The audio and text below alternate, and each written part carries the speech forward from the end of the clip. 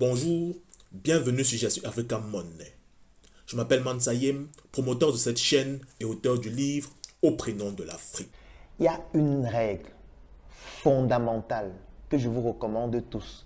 Que vous soyez déjà entrepreneur, que vous soyez salarié, que vous soyez étudiant, que vous soyez aspirant à ces trois qualificatifs, que vous soyez homme d'affaires, vous devez toujours vous rassurer que vous avez une activité qui vous produit de l'argent chaque jour. Chaque jour, votre activité doit pouvoir vous produire de l'argent. Si vous n'avez pas actuellement une activité qui vous produit de l'argent chaque jour, vous devez absolument et urgemment vous diversifier. Je vais conclure cette chronique en vous prenant un exemple. Moi, par exemple, je travaille avec des personnes sur des projets de beignets haricots bouillis.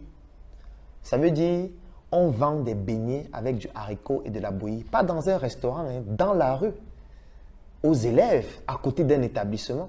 Et qu'est-ce que ça entraîne? Ça produit de l'argent chaque jour. Dans la chronique de demain, je vais prendre une activité qui produit de l'argent chaque jour. Je vais développer en détail comment est-ce que cette activité produit de l'argent chaque jour en vous prenant les exemples ou plutôt les 5 étapes que j'ai développées dans la chronique précédente, les étapes de développement commerciaux d'un produit ou alors d'un service. Et ça va vous permettre de comprendre comment vous aussi, vous pouvez mettre sur pied une activité qui vous produit de l'argent chaque jour ou alors investir dans une activité qui va vous produire de l'argent chaque jour. Si vous n'avez pas encore une activité qui vous produit de l'argent chaque jour, il est urgent d'en trouver une, d'y investir et de commencer aussi à gagner de l'argent chaque jour. Par mois, pendant 12 mois. J'ai déjà donné 2 mois, donc il manque 10 mois. Et ce n'est pas tout. Parce qu'il y a ton loyer personnel à payer, le loyer du siège à payer, les salaires du siège à payer, il faut manger toi-même, il faut te déplacer, il faut... Tu commences à dire, l'entrepreneuriat là, est-ce qu'on a même recommandé ça aux gens? Est-ce qu'on t'a recommandé l'entrepreneuriat à quelqu'un? Parce que c'est trop violent.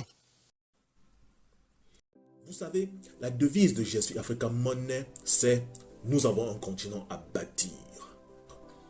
Les personnes qui ont le devoir de bâtir ce continent que nous voulons tous ardemment voir prospérer dans un futur proche, c'est toi et moi.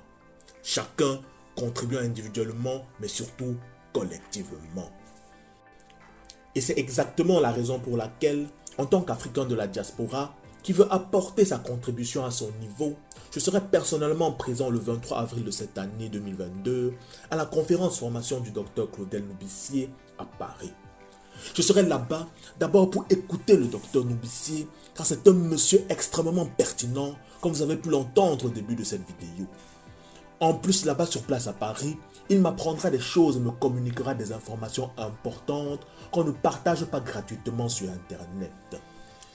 C'est aussi important que j'y aille en personne car des événements spéciaux comme celui-ci qui réunissent un grand nombre d'Africains de la diaspora ayant les mêmes aspirations et les mêmes objectifs que moi pour la prospérité de l'Afrique sont encore rares.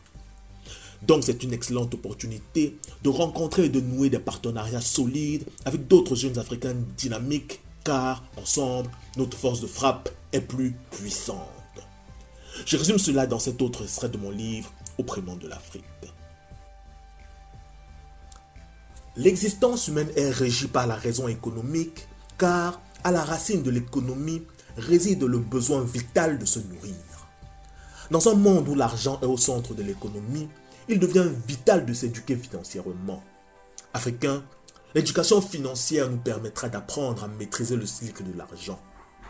Comment le gagner efficacement à l'échelle individuelle et aussi collective, comment le conserver afin qu'il serve nos intérêts et enfin, comment le multiplier afin d'en disposer en abondance pour servir encore mieux nos intérêts.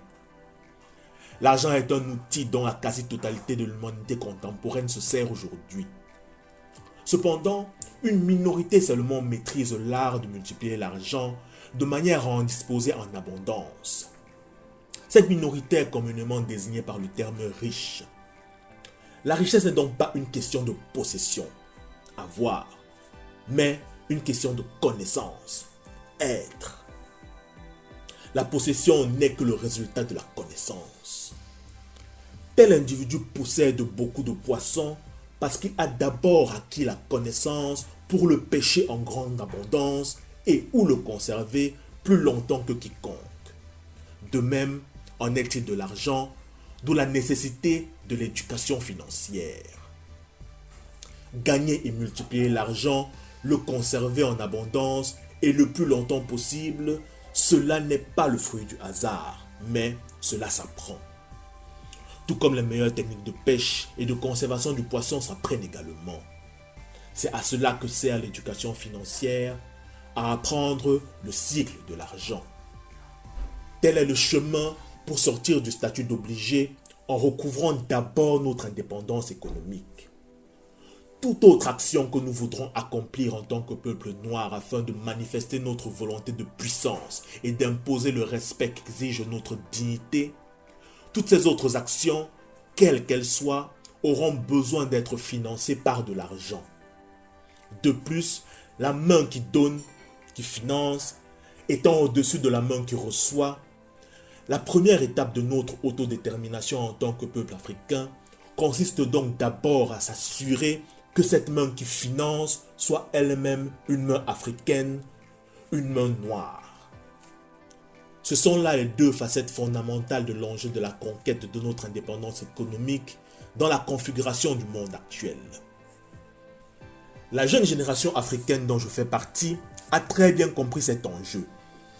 S'attaquer d'abord à la question économique et financière afin de s'assurer que la main qui donne / finance en Afrique soit d'abord une main bien africaine, une main noire.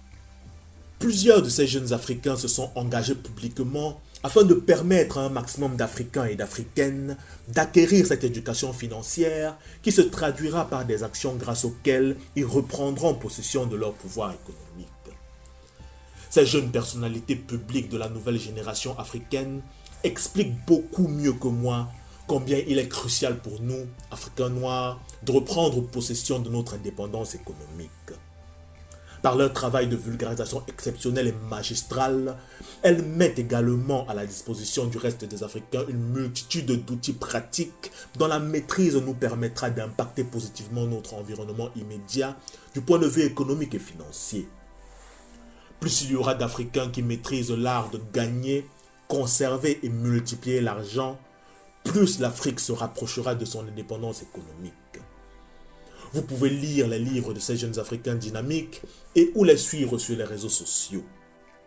Grâce à leur travail fabuleux, vous serez profondément transformés et poussés à agir concrètement pour contribuer à la prospérité de notre terre-mère, l'Afrique.